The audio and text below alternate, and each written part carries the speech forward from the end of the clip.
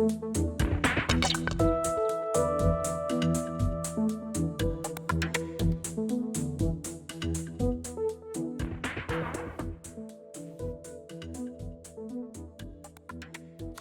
and welcome. I'm Steve Clemons, editor-at-large of The Hill. We're delighted to have you joining us for the Future of Human Connectivity, our summit in 3 parts. Before we get underway, a message from the chairman of The Hill, Jimmy Finkelstein.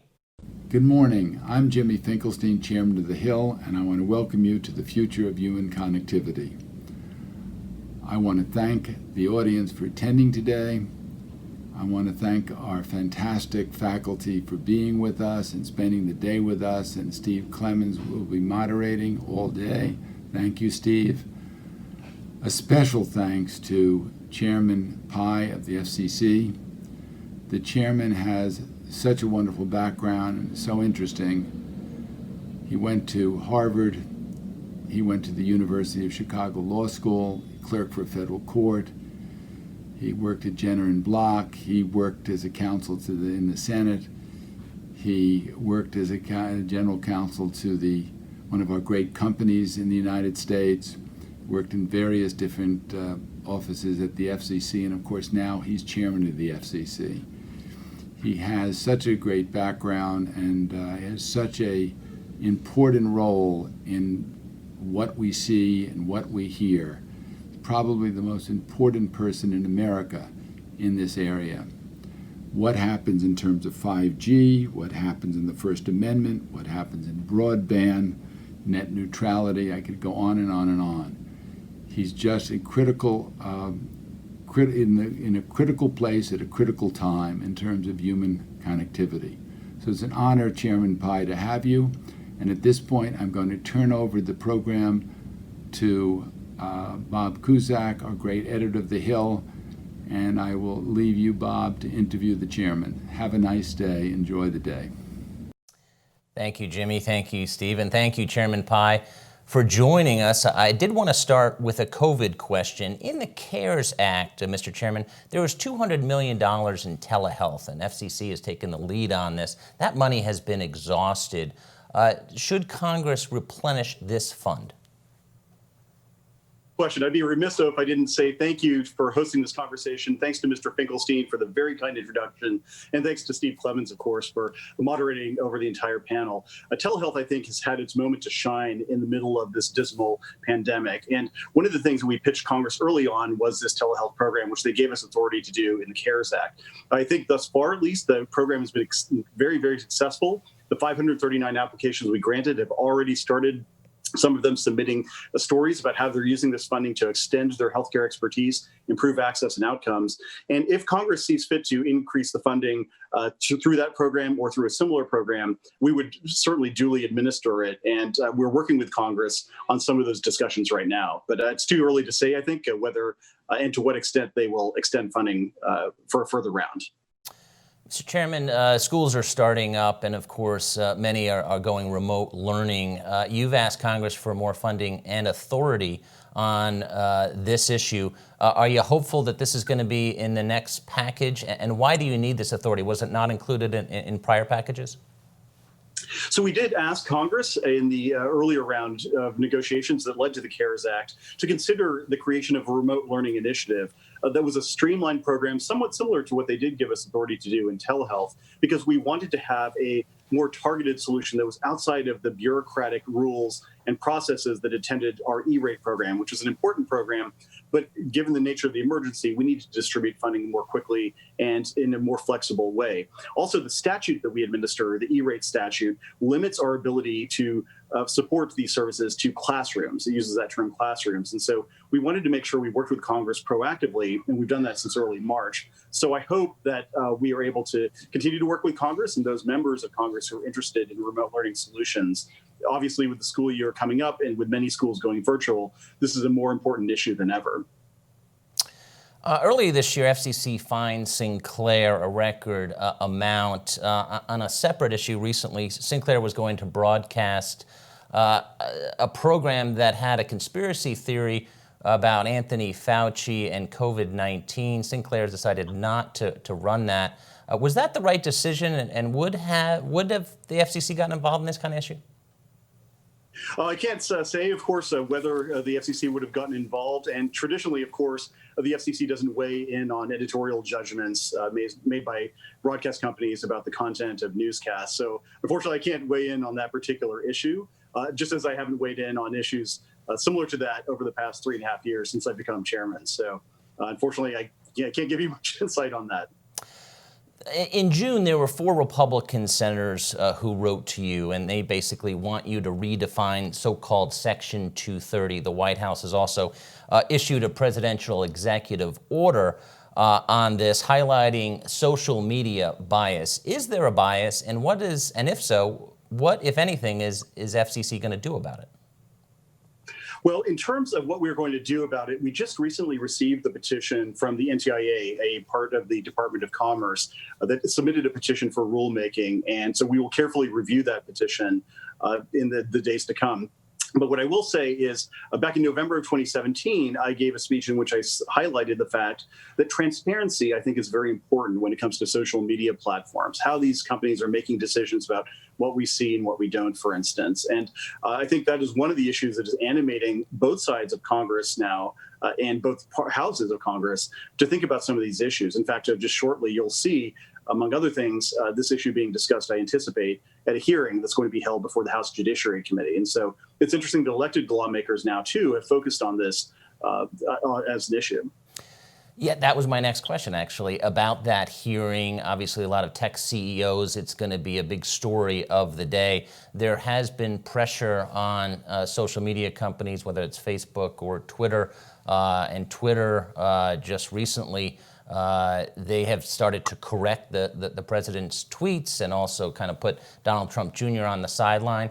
I know you're a big defender of the First Amendment. Do you think this is a good idea, or is this a slippery slope? Well, again, this is one of the issues that may be intertwined in the petition for rulemaking, so I can't comment on any particular controversy. But what I will say is what I've said for a couple of years, is that transparency in these social media platforms is important. It's important for consumers to understand exactly how the platforms are making some of these decisions. And some would argue that there isn't such transparency now. And I think that's part of the reason why this is one of the strands that we would anticipate hearing in the deliberations today, and that we've heard from members of Congress on both sides of the aisle over the past couple of months and years. It's been a couple years since FCC repealed the net neutrality Obama-era rules. What has been the impact of that? And I know that you're working with FTC on this, but Joe Biden has said if he's elected, he would restore them. What would be the impact of that as well? Well, certainly I can't predict what any future FCC would do. We are an independent agency, and so obviously a future independent agency would have to make an independent judgment about the way forward. But overall, I think the decision has been very much positive. If you look at ever since December 14th of 2017, when we voted, the average fixed broadband speeds in the United States are up 87%, according to Ookla, which is an independent third party that assesses broadband speeds in the United States. Infrastructure investment in the aggregate has gone up. Millions more Americans have access to the internet than before. The online experience is free and open, as we can see across these different platforms in terms of the transmission of data. And moreover, what is very interesting is the comparison with Europe, which does have these utility-style, heavy-handed net neutrality regulations. Not only have they seen less infrastructure investment as a result, but at the onset of the pandemic, the European Commission had to go hand in hand to YouTube and Netflix and all these other streaming companies and ask them to proactively throttle video content to consumers. So consumers are now getting a worse video product over the internet than they did before. And so I would argue our light touch market-based regulation has been entirely the right one. And it's proven some of these hysterical predictions that we saw 2.5 years ago about having to pay $5 per tweet or getting the internet one word at a time or the internet not even existing anymore. It's put all those hysterical predictions to bed. Have you seen any anti-competitive behavior? Because those were some of the predictions that companies would try to game the system, and you've deferred to FTC on that. Has there been enforcement in this area since the rules were adopted?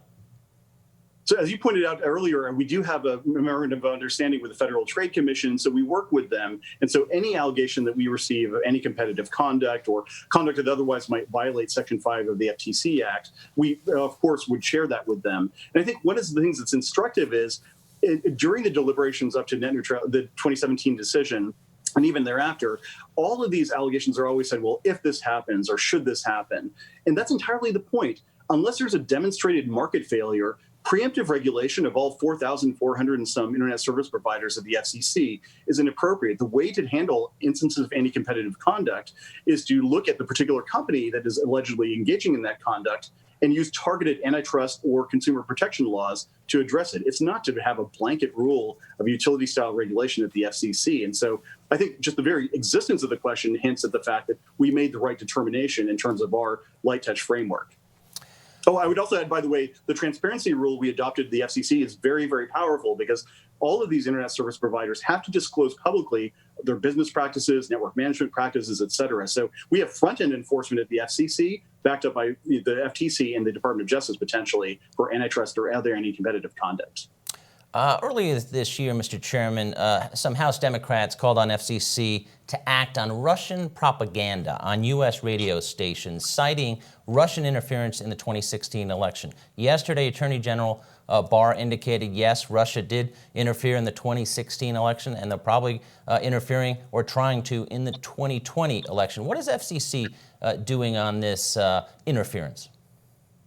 So as I responded to those representatives who wrote to us, we will always administer the laws and regulations of the FCC faithfully. And so if there's a particular allegation or concern that they have, we want to make sure we're apprised of it so that we can take appropriate action on it. And so here too, as with all of these cases, we are going to take a look at the facts, apply the law fairly and dispassionately, and make the appropriate decision in the public interest. One of the big issues that I think got lost in the COVID area is that there's been a suicide hotline, and that's especially important, well, before COVID-19, but especially since COVID-19. And it would set up 988 as a quick phone line. This is going to take a little time to implement. How many lives do you think this will save with a 3-digit phone line? Oh, that's a great question. I mean, it's hard to portend a particular number, but I think it's going to be in the thousands. If you look at the number of people who call today, something like 2 million people per year. We anticipate that many more will call the National Suicide Prevention Lifeline through 988 after it's implemented fully by July 16th of 2022. There are millions more who are, of course, struggling with issues of suicidal ideation or mental health illness. And our goal is to make sure that when they are struggling, when they're in a moment of crisis, they won't have to think about that 10-digit number, which is important, but it's sometimes hard to remember. Instead, 988 will be embedded in their consciousness, in all of our consciousness, just as 911 is for emergencies. And I think the ease of that number, getting access to trained counselors who can help, is going to save tremendous numbers of lives. I've seen it, for example, in a visit to the Toledo Mental Health Center that I did earlier this year, where some of the counselors told me that they were able to intervene successfully in 95% of the cases for people who call or who come in. That's a tremendous success rate. And I think it shows the fact that when people are struggling, when they feel alone, especially during the pandemic, when social isolation, unfortunately, is the norm for many people, all it takes is a point of human contact who lets them know that they are loved, there's someone out there who can help, and that there's a better way forward. And that can make all the difference. So I'm really excited. And I think that this decision is going to herald a tremendous number of lives saved in the years to come.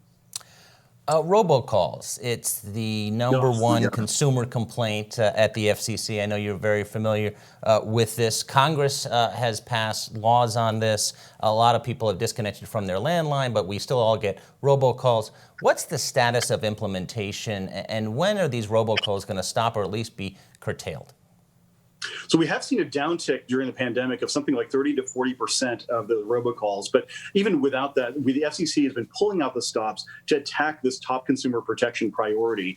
We, for example, have mandated that phone companies adopt a new caller ID authentication framework that essentially legitimates every single phone number and lets callers know, or lets the recipients of calls know that the person calling is legitimately assigned that phone number. We've also empowered phone companies and encouraged them to block robocalls by default.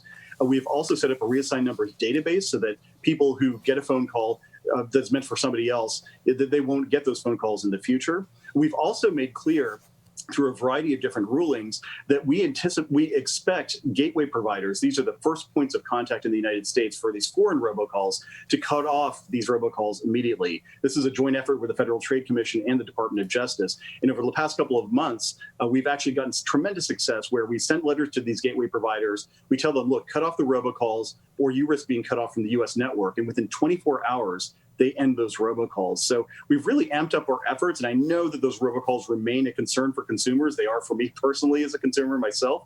But we are taking aggressive action to make sure that this scourge of civilization, as former Senator Fritz Hollings once called it, becomes something we read about in the history books. FCC has found Huawei and ZTE have ties to the Chinese Communist Party. They obviously disagree with that.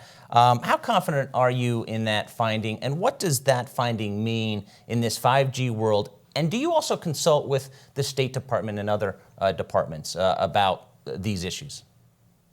Yeah, tackling the last question first, absolutely. We have had a joint effort across government, the State Department, Department of Homeland Security, Department of Defense, White House National Security Council, and others who have equities in this issue. And part of the reason is that, of course, 5G and related communication security issues cut across all of these different agencies and all of the different industries and aspects of our society. And especially when you're talking about 5G, which will underlie everything from transportation to healthcare, agriculture to manufacturing, it's important that we get it right at the outset so that we're not left a few years from now trying to retrofit security solutions onto an already built network. And so at the FCC, at least, we've worked very diligently to make sure that any universal service funds, that is the federal subsidies that we oversee, are not spent on problematic equipment. And based on consultation with the intelligence community and the national security agencies, we determined that Huawei and ZTE did present such a threat, such a problem. And additionally, I personally have been involved in working with some of our foreign counterparts everywhere from the United Kingdom to India to Brazil to Israel to make sure that we have a shared understanding about a risk-based framework for what equipment and services go into these networks. And that international effort is extremely important because, of course, when you're talking about a 5G network being built at a global scale, if the United States goes in one direction, we want to make sure that as many countries as possible also go in that same direction. You know, I talk to a lot of people in the so-called Acela corridor, and where the internet is very strong. But in rural areas, the internet is not very strong. So can you talk about that, and specifically on the Rural Digital Opportunity Fund? What's the status of that and that auction? And now more than ever, is getting broadband to everywhere. A critical issue. Our top issue has been closing the digital divide over the last 3.5 years. And that's something I take personally, having grown up in a small town of Parsons, Kansas, about 3 hours south of Kansas City.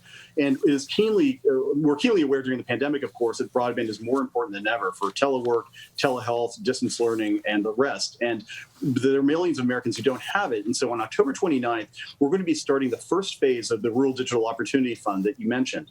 This is going to be a $16 billion program in the first phase, $4 billion in the second phase, to target up to 6 million homes and businesses that we know, based on whatever broadband map you consult, do not have access to broadband at the FCC's definition of 25 megabits per second. We're targeting unserved areas. We're encouraging competition from a variety of companies using a variety of technologies. And critically, we are instituting very strict accountability measures. The funding that they get, they have to use to build out broadband on a specified time frame. Otherwise, there are penalties for non-performance. And that's absolutely critical. It's one thing to, of course, start a program and get all the nice press releases out of it. What matters to me is getting those millions of Americans connected to the internet. It's more critical than ever. And this FCC is determined to do whatever we can to close that divide and deliver what I call digital opportunity to everybody, regardless of where they live. There's pending legislation from Republican senators on the Digital Opportunity Fund, which would basically call for an accelerated deployment. Do you think that bill is a good idea? So the bill that I'm thinking about, one of the concerns I have is that it would require us to change course in such a way that inadvertently it would require us to do some certain administrative processes and delay the auction, delay the distribution of the funding. And that's not something I think anybody wants to see. So we're always looking for creative solutions. If Congress sees fit to work with us on legislation along these lines, we really wanted to augment our efforts as opposed to inadvertently delay them. And so we've had extensive conversations with Republicans and Democrats who share our priority on this, and hopefully we'll be able to make our way forward on October 29th or sooner if there's a creative solution with this RDOF. Chairman Pai, last question. How has COVID-19 affected your day-to-day life and also the day-to-day life of FCC employees? Where do you see them as far as working from home? It seems like it's going to go into 2021. Just kind of a day in the life of both yours and your employees of how you're getting through this time period. Yeah, it's been a challenge. And as you can see from my background, this has been my home office for the past almost 5 months now. And we were one of the first agencies to move to stay at home, work from home protocols. And that was because, as I told the FCC staff, their health and safety is always going to be my top priority. They are the best asset that any federal agency could ever have. And I want to make sure that they know that we have their back in terms of making sure they're able to do their job safely. And so they've been incredibly productive, not just the bread and butter work of setting up things like the Rural Digital Opportunity Fund or the 5G spectrum auction we have going on right now, but also all of the COVID-related work, the telehealth program that we talked about, and a few other things that they've been going above and beyond. And so we are going to be working from home for the next several months, and we are anticipating at some point moving to our new building, which is across the street from NPR here in Washington, for folks who know that area. But the important thing to me is to make sure that if and when the FCC is able to move into that building, we're able to do so safely. And I just want to commend again all of the federal staff in Washington and across the country at the FCC who've done heroic work. People may never know their names or even the particular orders that they've worked on, but they see the benefit at the end of the day with broadband and telehealth, ending some of these robocalls and so many other things that are critical to our daily lives. They are the unsung heroes of public service, in my view. Chairman Pai, thank you for joining us this morning. Hey, thanks so much for having me. Great to be with you. And I'll hand it back to Steve. Great to see you, Bob. I mean, I remember the last time we saw Chairman Pai. Do you remember where that was? No, you didn't tell me. Will on the Hill. Oh, that's right. We were That's dressed right. in charity Shakespearean outfits and raising money for the arts and children. And Chairman Pai was great that time. In any case, thank you, Bob and Chairman Pai, for those insightful thoughts about this world we're walking into. Prepared or not, COVID-19 has pushed us all into an ultra-connected world. But connectivity is not just about machines and sensors. People lie at the heart of this technology, which is designed to extend our dreams, enhance our quality of life, and transform our communication possibilities. Today, we're going to examine this leap in human connectivity and ask how we can leverage technology to generate the right kinds of upheaval, if there is a right kind of upheaval, to help create community and fix divides. In this hour, we will identify the many barriers we still need to overcome to ensure every American has access to this digital world. Hour 2 will be an exploration of smart cities, high on my list, 5G, and the tech infrastructure needed to make it all happen. In Hour 3, our final hour, we're going to look toward the future and find out what sci-fi dreams and innovators have conjured into the real world. We have the CEO of Virgin Hyperloop. One of the coolest things I want to do, I want to travel in a tube. We're going to hear a lot about that. We've assembled all the experts, policymakers, leading technologists, business and community leaders for a 360-degree look at human connectivity. I'd like to thank our presenting sponsors, Facebook, Nokia, and Qualcomm. Before we dive in, a few housekeeping notes. You can tweet us at #TheHillConnects. We are broadcasting live and we'll be taking your questions throughout the program. And if you experience any trouble with the video refreshing the page, hopefully we'll fix the problem. Our next guest is Larry Irving, President and CEO of the Irving Group. Larry Irving was inducted into the Internet Hall of Fame for his work on the first empirical study proving the existence of the digital divide.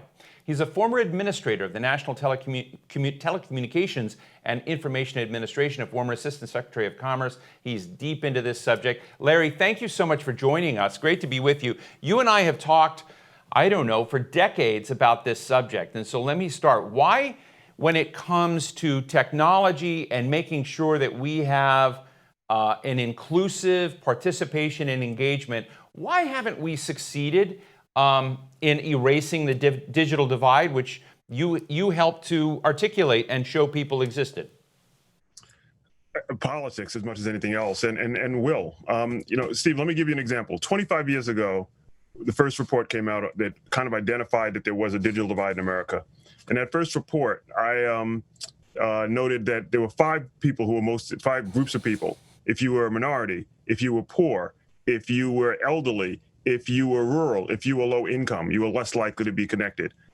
If you look at what the Pew Internet Research, the Commerce Department, everybody who comes out with a report today, the five groups that are most likely to not be connected to the internet are minorities, the poor, the elderly, the less educated, and the rural.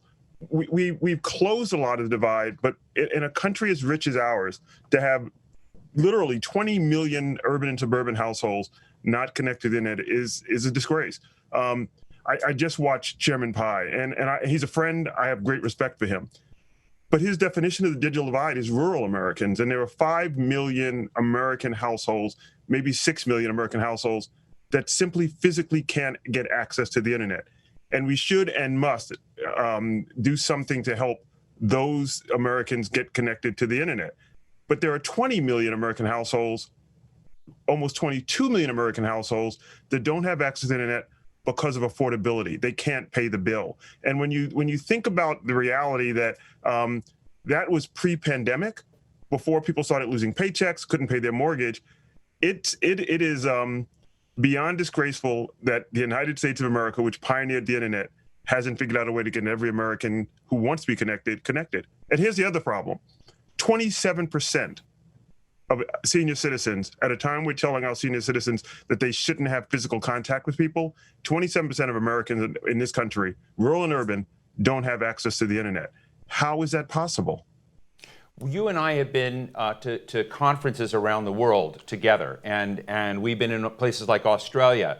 You and I both know that South Korea has essentially 100% link up. We see India deploying broadband in ways that I think would make many here quite envious of the extensiveness of that. What countries do you think, what are they doing that we're not doing when you look at the broadband connections of some of the leaders globally compared to what the United States, the path the United States has followed?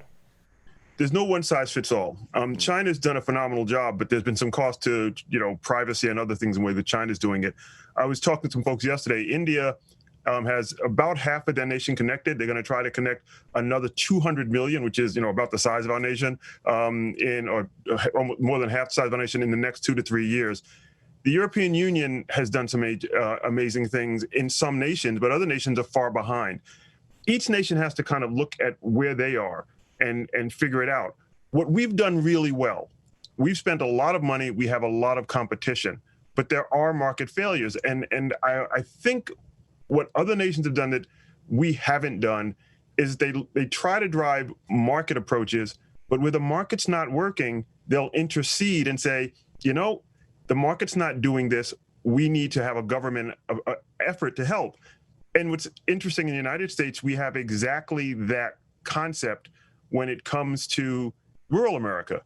But we have to have that kind of concept for all of America. To say that we're going to spend $20 billion to help 5 million households, but we're not going to have any government intervention to help 22 million households somehow seems to be a little backwards to me. And again, I don't begrudge trying to do things for rural America. My family comes from rural America, North Carolina, South Carolina, before I was born, and I have family still there. But I certainly want to make sure that, when I listen to Chairman Pai talk about he's from Kansas and he wants to do things for folks in Kansas. I'm from Queens, New York. I went to a school called PS 118 Queens. Two facts I want to give you, Steve. 43% of the students at PS 118 Queens, which is a working class Black community, it's a quintessential community in New York City. 43% of those kids don't have broadband access at home, and a significant number of those kids don't have the tools they need if they had broadband access, a computer or a tablet that could give them remote access. 40% of small businesses in New York City, the richest city in the richest country in the history of the planet, don't have a gig network. Now, if you go to Manhattan, if you go to Williamsburg and Brooklyn, everybody has access to a gig network. But if you're trying to be a small businessman or woman in the Bronx or Queens or Latin Island, and you're Puerto Rican or Dominican or Black, the likelihood is that you don't have access to the same tools and technology that other folks have. That's a failure. And when we have those kinds of market failures, something should be done. And I'll be honest, we're in a political season. If there's one thing that I hope the Biden administration will look for as a moonshot, in 2008, for the Obama administration, I said that we needed 100 megabits per second to every home in America by 2012. That was my I wrote this in a book. I sent this to the Obama administration as part of the transition. 12 years later, we're still not there. Right. The Biden administration has a chance to do something really, really meaningful by having a broadband moonshot. Say we're going to connect every household, every school, every library, every public institution in this country to a gig network, and we're going to do it with the next whatever the period of time is. And the example is when Bill Clinton and Al Gore said we're going to connect every school, hospital, and library to the internet, and by 2020 we did it. And that Right. kind of broad vision is what drove so much of the internet revolution we saw in the 1990s. Right. Larry, just in a final question, sort of a closing question, take the tapestry that you just described, that school, the number of people that are not online and connected, and the proposals that you've made in the past to leaders in this country, and add on to, and one of the reasons why the Hill wanted to do this event was to demystify and kind of explain what 5G meant, to kind of look at what's coming, which in part means Internet of Things, a connectivity connecting not only a lot of gadgets, but all of us to those gadgets. Artificial intelligence, and a kind of whole new strategic leap in technology and all of this. What does that next new world that's just coming roaring at us very quickly do? Is that an opportunity to fix some of the problems that you've defined, or is it just exacerbate all of the underlying conditions? We have a choice. I was on a couple of conference calls. We have a choice. The internet is probably the most transformative technology of our lifetimes. I mean, look at what we're doing right here. Think of the way we all use the internet for entertainment, for commerce, for healthcare. One of the former FCC commissioners, I don't think he'll have a problem me saying this, had COVID. A former FCC commissioner had COVID. And one of the things that saved his life was he was on a conference call like this with his doctor doing a teleconference, and the doctor looked at him and said, "I think you need to get to a hospital." That former FCC commissioner was very sick. If he hadn't had this kind of connectivity, he would have had a much worse health outcome. God, we want them all to live, but think about the millions of Americans who can't access their doctor because of that. This is transformative, but it can also exacerbate inequalities. What we will see with 5G, with artificial intelligence, with telehealth, with the capacity for commerce in ways we've never seen before. There are now ways that you can put monitors on people. For those of us who have our iPhone, our Apple Watch, or our Fitbit, the ability to send that information to doctors immediately, diabetic monitoring, helping the elderly so they don't physically have to be there to make sure that they're taking their meds and doing all of that is possible with these technologies. But Steve, in order for that to happen, one thing has to happen.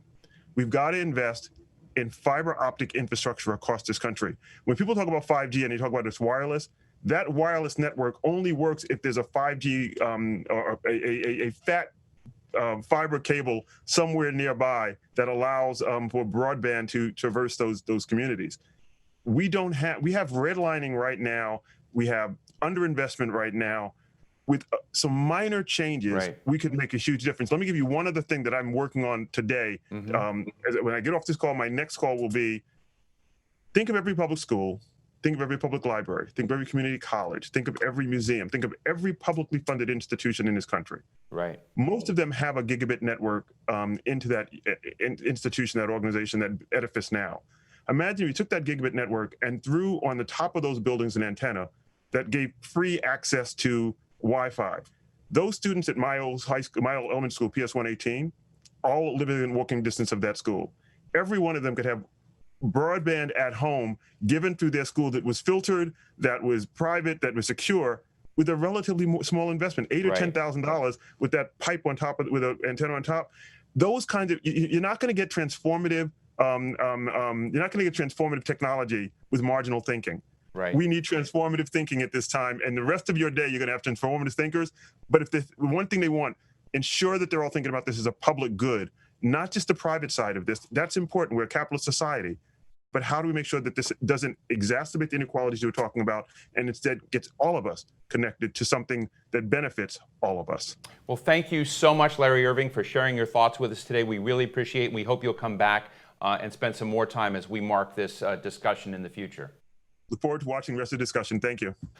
Well, Bob, we're getting a lot of interesting perspective. We've already had a nice little debate here. Let me just ask you real quick, because you've been out this for a long time. What Larry's basically putting on the table is, why aren't we investing in the kind of infrastructure that creates sort of recurring returns without recurring effort? It solves market failure problems. But I've literally been talking to this guy for decades about this subject, and we seem not to have gotten over that jump. What do you think is going on? I thought your interview with Larry was very entertaining, and also I thought it was very informative as far as what he pointed out about affordability, that everyone needs the internet. I mean, you and I are fortunate enough to have jobs that we can work from home.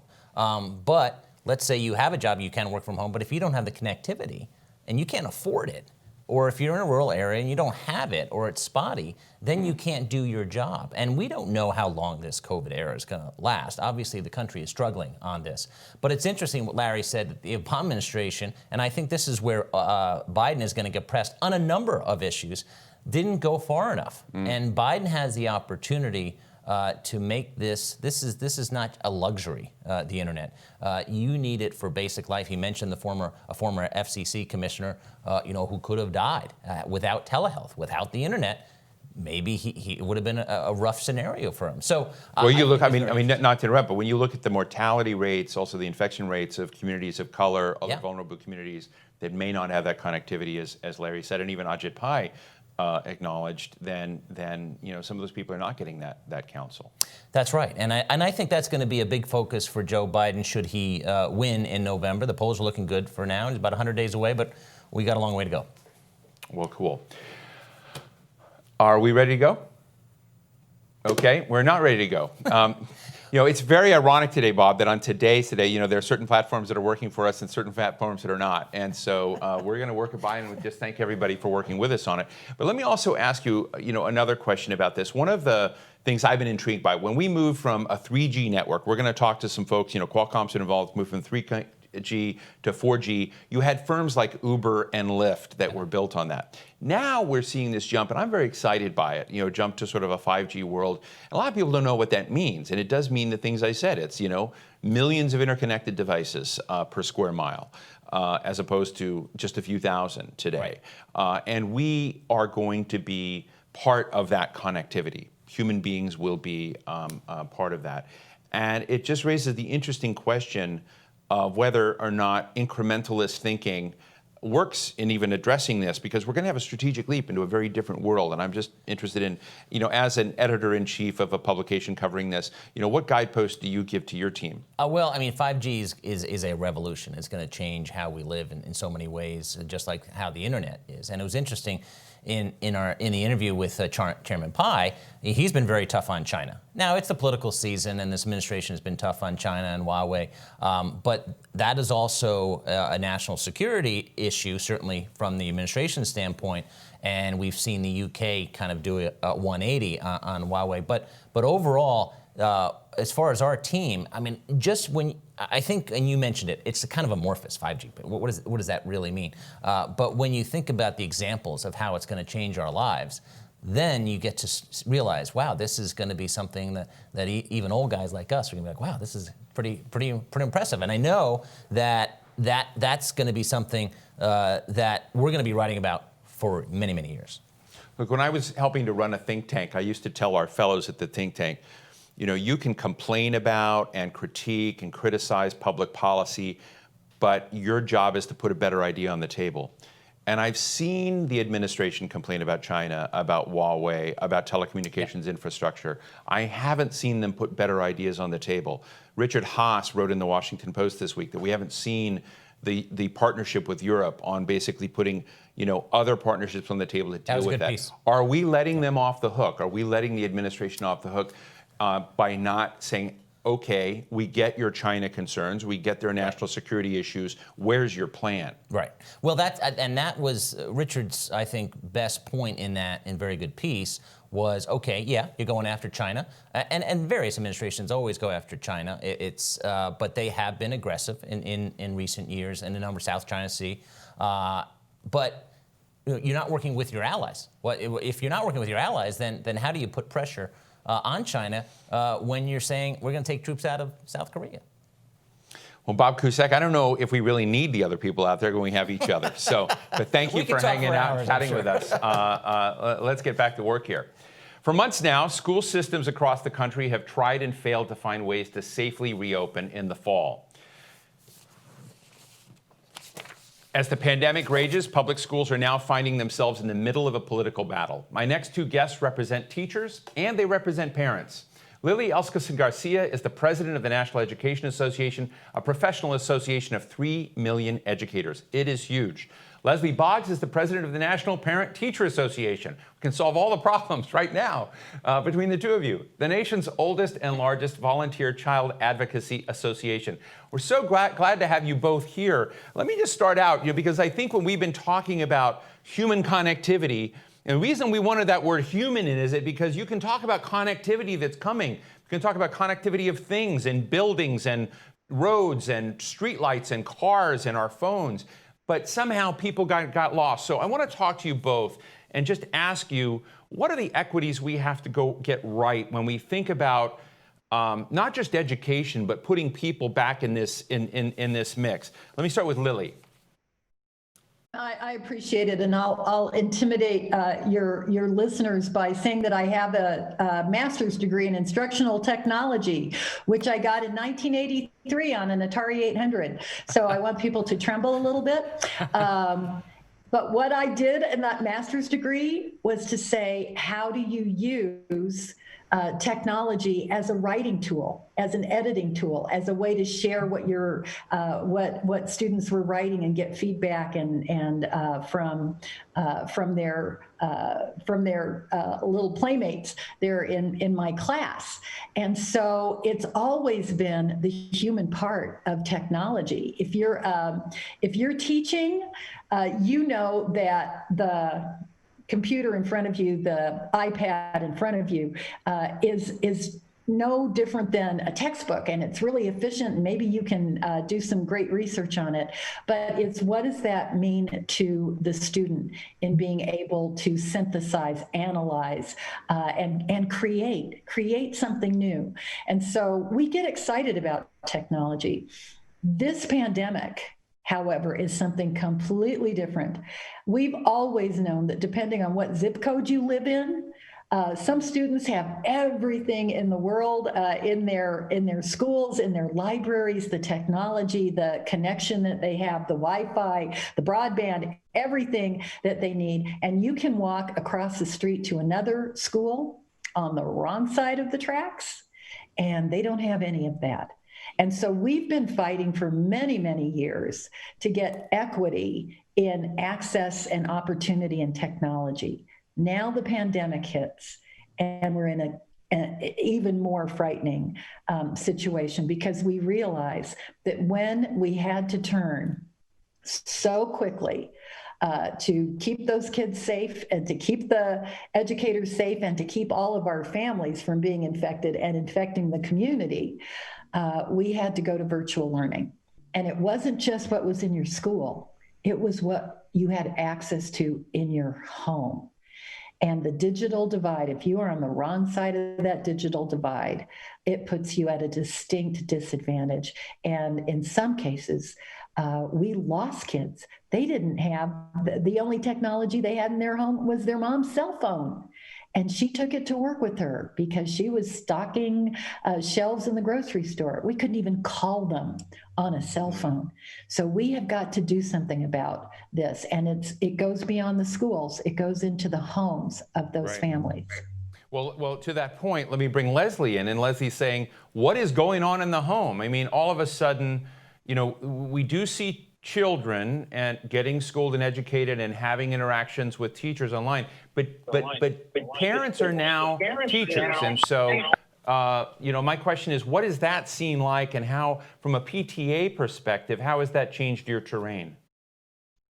Well, it's certainly different in this virtual environment, and every family is having to adapt. And unfortunately, there's probably about 12 million students across our nation that do not have the appropriate technology or device to do their homework at home, or even to really have a virtual reality education.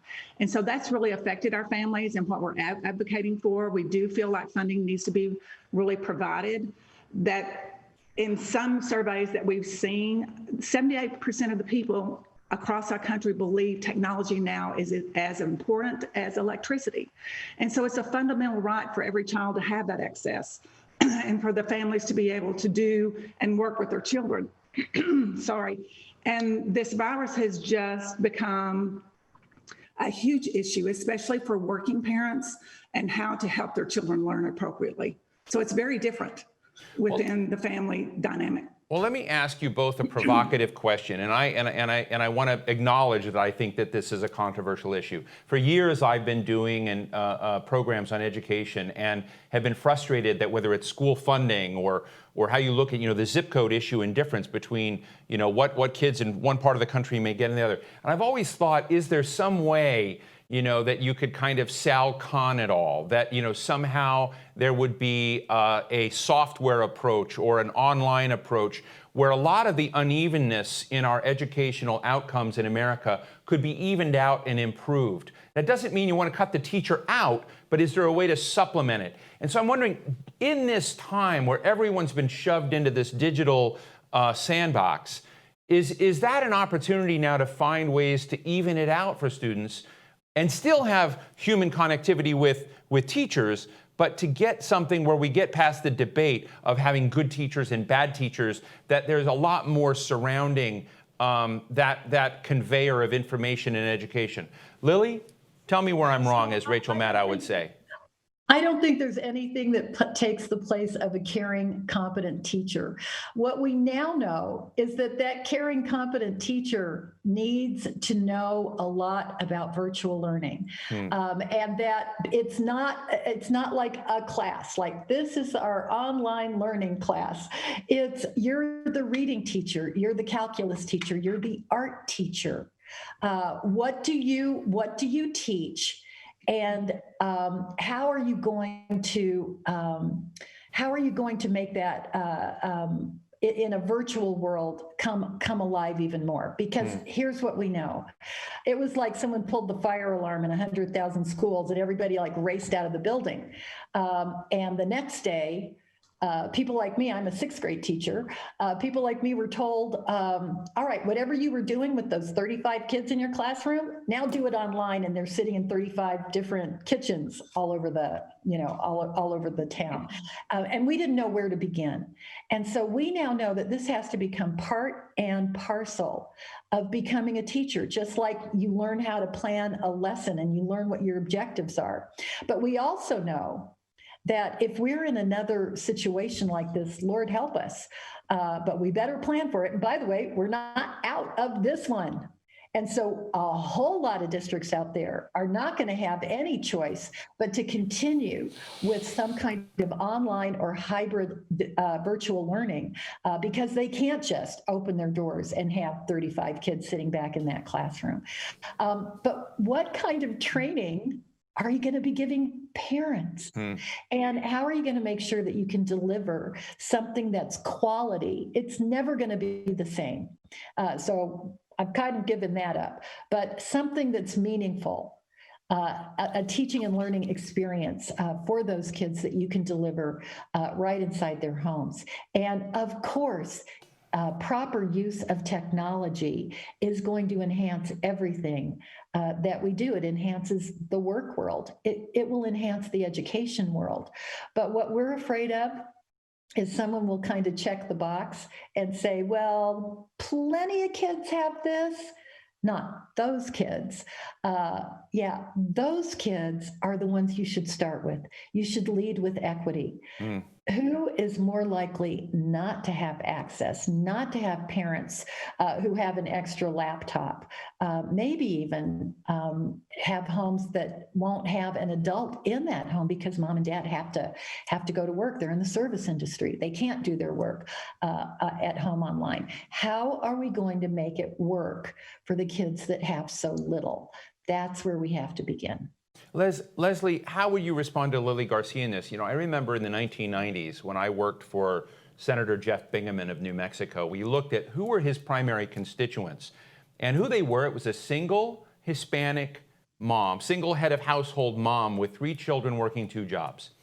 And so I often think about that as sort of my go-to point when I think about the economy and who we're trying to reach. And so when you add on top of that COVID crisis, economic crisis, a pandemic, and you look at that stress point, So I just ask you, because not every, there's no one size fits all when it comes to parents. And I'm looking at my colleague Bob Cusack here, and I'm wondering how he does it with his kids. But what kinds of infrastructure do parents need?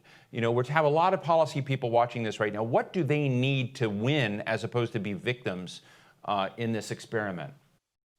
Well, I think they need to know that the politicians across this nation begin to understand that education is not a political issue, and they need to value their children and the education that they need in order to make this nation successful. And you're right. I mean, there are parents that work 2 jobs, and now all of a sudden they're being told that they have to be a teacher.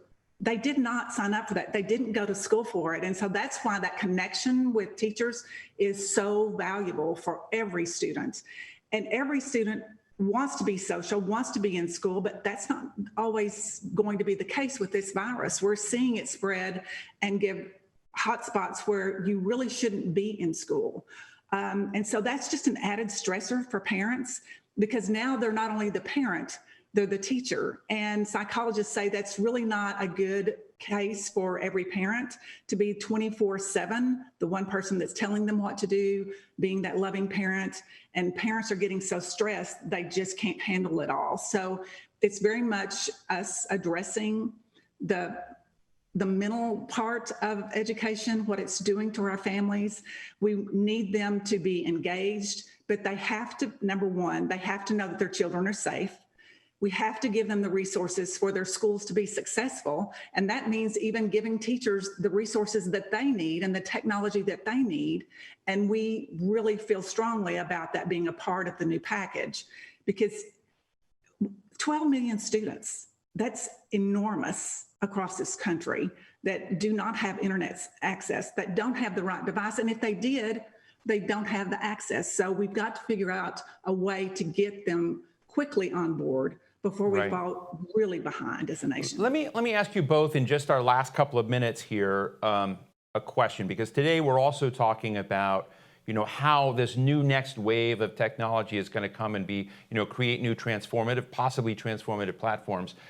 And as I think it through, as I just mentioned to my colleague about Uber and Lyft, I also think that in some ways, those that are connected, and I get we have divide issues, we've talked about them, but those that are connected are going to have a way to be more nimble. I'm wondering if we need to think about education in ways we've talked about but never really done, which is continuing education, new ways of credentialing, new ways of creating an ever-present thing. Do we need to be introspective and look at our school structures and our attitudes and our roles and rejigger them on this new platform? And are you both ready for that? Lily? So yes, and no. Yes, we do need to look at education and educating that whole child. We have to do that. Are we ready for it? No. And let me tell you what. There's no silver lining. I'm not a make lemonade out of lemon kind of girl. This is a pandemic and people are dying, and I'm not going to say, but the good stuff, no. But I will tell you, it has torn off the mask of the have access and the have not access.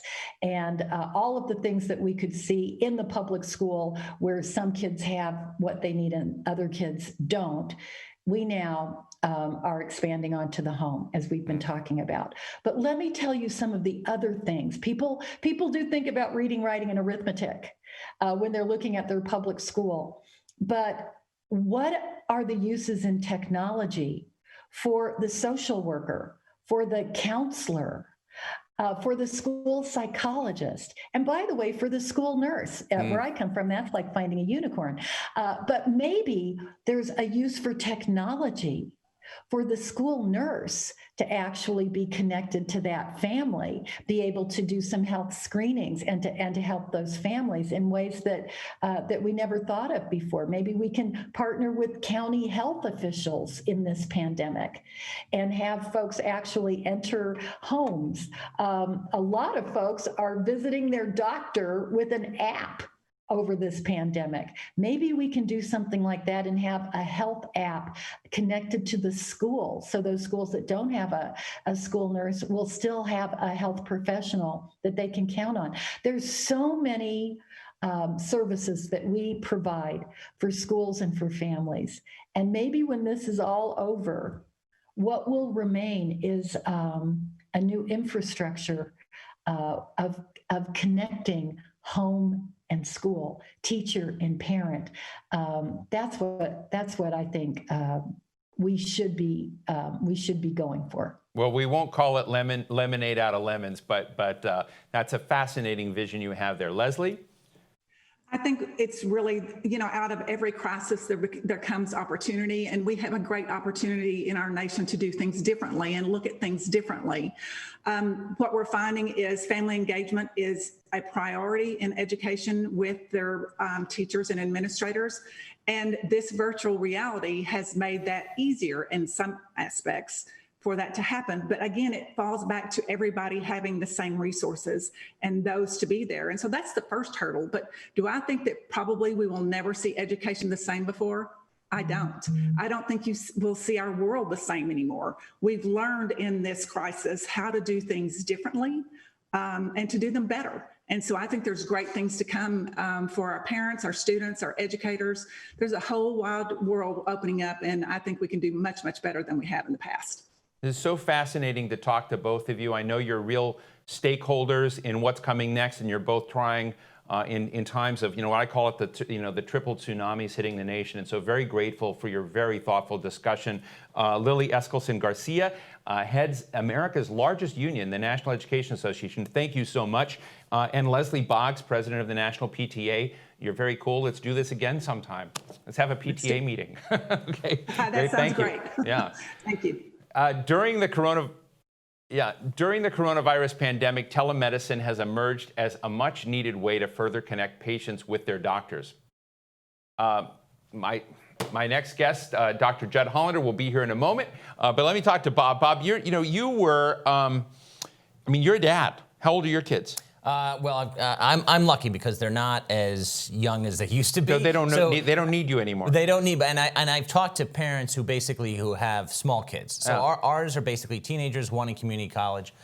It's been more of a mental struggle, and I've been fortunate because my mom used to teach the hearing impaired in New York City for 20 plus years. So I had a parent as well as a teacher.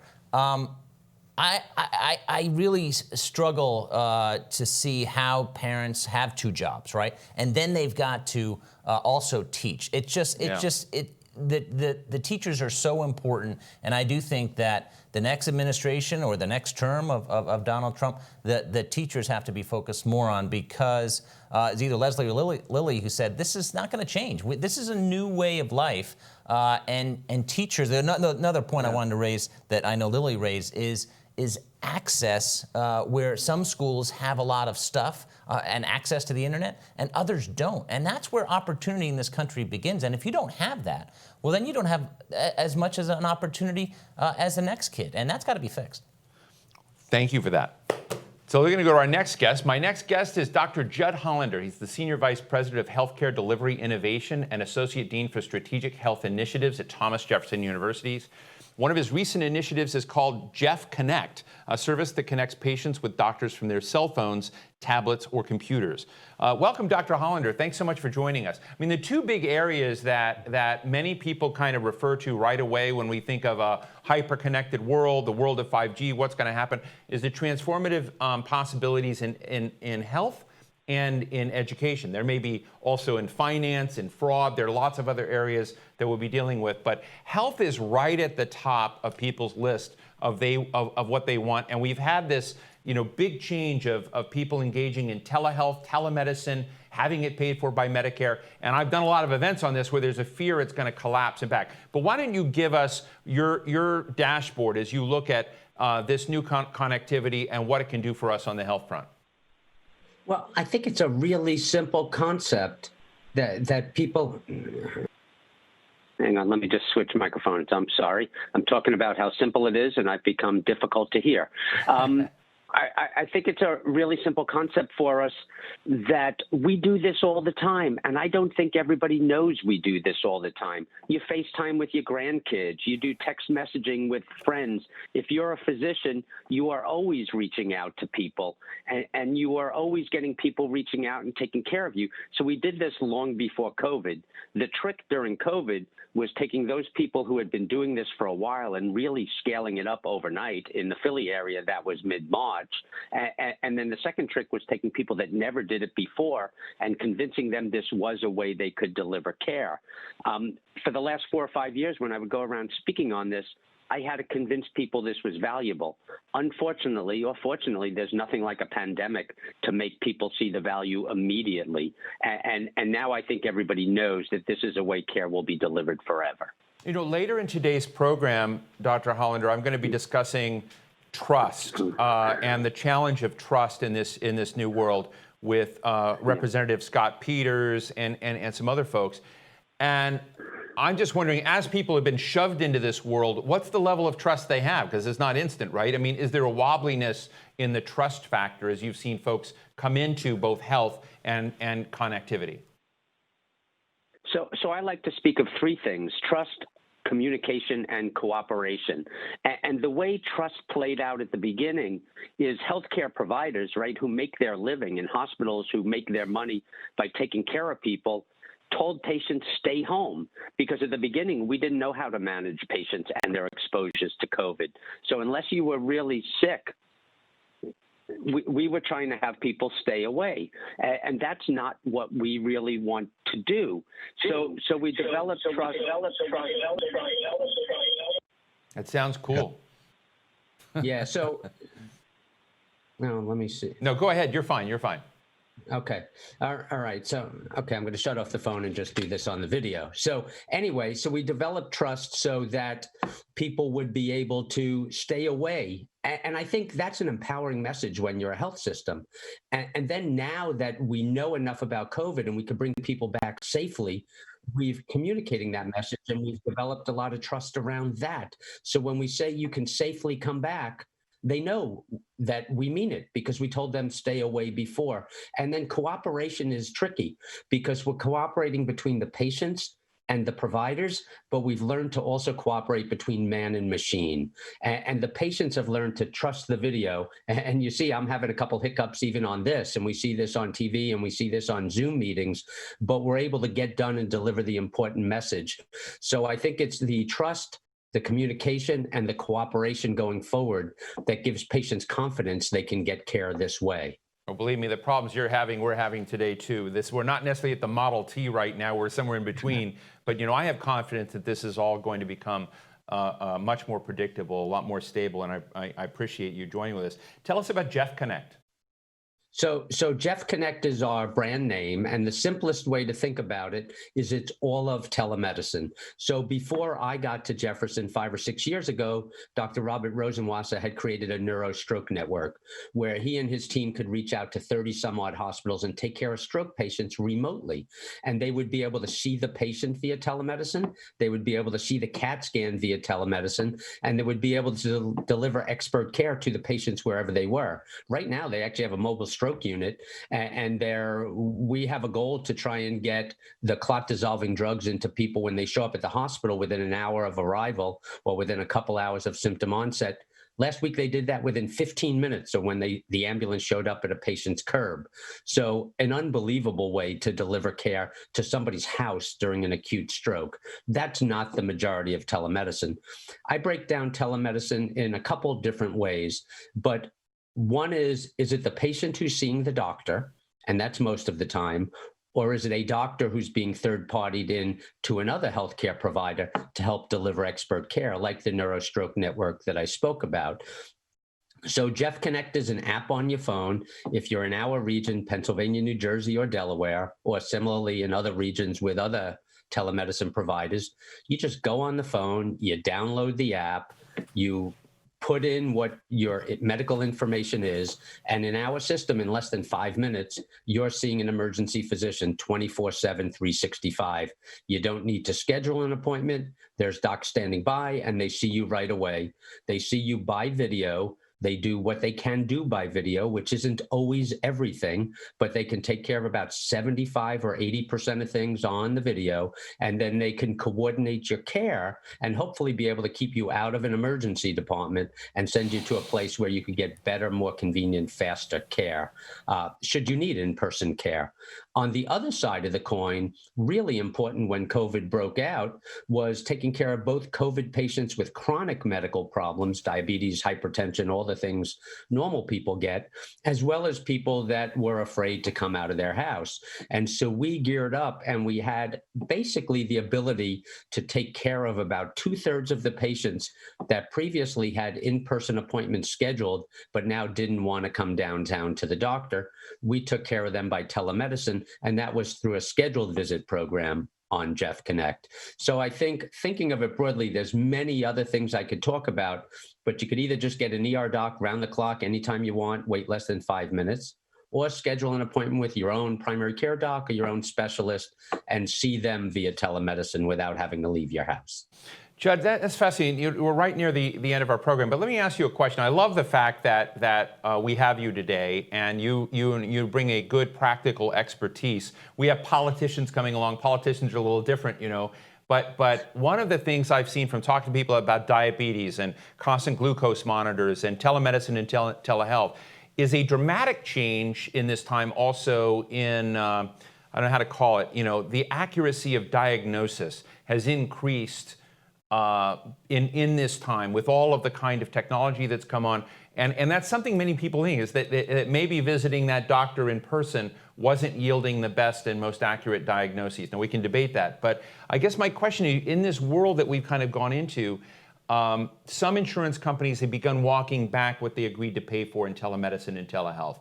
And I'm wondering if you and your colleagues are feeling that, or you feel like the results have been so robust that you think that the politicians are going to know we can't go back to an era where those new methodologies aren't paid for. Does that make sense? Yeah, and that's a really complex question because it's not just the politicians, it's the commercial payers as well. Right. So I think the response from CMS and from Medicare and Medicaid, they rapidly paid for it, and now there's legislation pending that looks like it will extend it to the end of 2021. If that legislation passes, this is just going to be the way everybody's getting healthcare between now and then, and nobody will want to walk it back, both the politicians and the patients. So that will move it forward, and I think everybody is generally supportive of it. It's a different world when you get into commercial payers. The commercial payers, many of them had their best quarter ever in terms of profit because there were no in-person visits, there was no elective surgery, and they paid a little bit of money for telemedicine. And now that we're over the peak in some states, they're walking that back. And I just think that is just totally unconscionable. You just made boatloads of money, and now you're dialing back what patients want to save a little money. But the truth of the matter is some of the commercial payers, their responsibility isn't to the patient or the health system, it's to the shareholders. And if you let people have a primary profit motive in healthcare, they're going to do actually what they're unfortunately supposed to do, which is make money. And when you're trying to make money, the less you spend, the more you make. So I am actually afraid the commercial payers are going to walk it back, but I have all the confidence in the world that 6 months or a year from now, they're going to have to move forward again after CMS sets a good example for everybody. It would be much nicer if they honored the fact that patients are paying them a boatload of money each year to get care, and they just paid for that care to be delivered. Well, with that, Dr. Judd Hollander, Senior Vice President of Healthcare Delivery Innovation. We should keep talking about healthcare delivery innovation. It's a big topic, and I think it's going to continue to evolve at Thomas Jefferson University. Thanks for sharing with us, Jeff Connect, and your views on this important subject today. We really appreciate it. All right. Thank you for having me. Have a great day. Stay safe. Thank you. That brings us to the end of our first session. We will be back at 1:30 p.m. for our second session. I'll be speaking with Daphne Kohler, co-founder of Coursera and founder of Incitro, as well as Mike Rogers, the former chairman of the House Permanent Select Committee on Intelligence and the current chairman of 5G Action Now. Take a break, grab some lunch. I want to say special thanks again to my colleague, Bob Cusack, who's been hanging out with me this morning, and we'll meet you right back here in just a bit.